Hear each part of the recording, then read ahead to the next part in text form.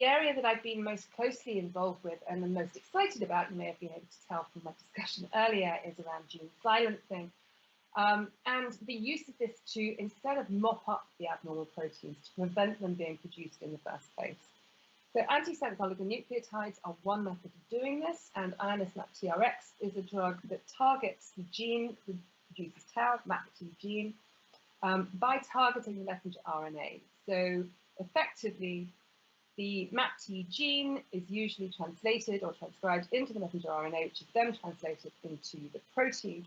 And the antisense is a synthetic oligonucleotide that binds to that messenger RNA, destroys the RNA, and therefore prevents the protein production.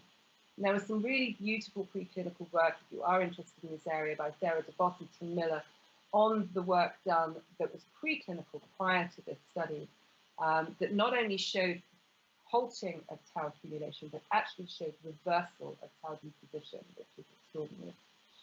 Now, the imaging and resilience is a really interesting question, and it would be great if you found some markers that showed us, predicted what happened with a certain level of damage. I mean, I suppose we know that we can see brain imaging changes with exercise, for example. There was a recent Parkinson's study that suggested that. So perhaps looking at those sorts of things in AD would be really interesting.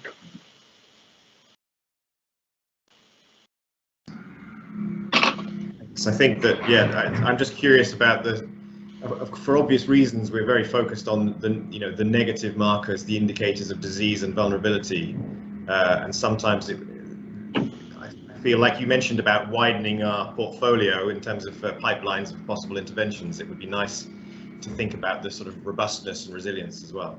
I think it's really, and I want to come back to that, Steve, because I think it's a really good idea. I mean, we've started talking less about dementia. We're trying to get rid of the word dementia because it really is the end stage of multiple diseases, and trying to start to talk about things in a disease-specific way. But also something that that NHS England have totally missed out in general across diseases is prevention.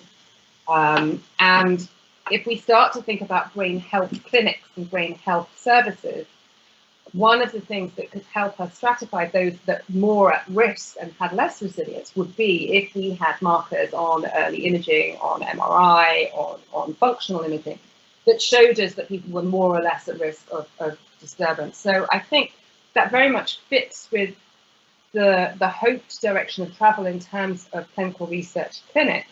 And it would be great to have something to try in those clinics that would be a marker to say, yeah, no, you're going to be great for X number of years, or you're more at risk, so we need to focus more on your prevention.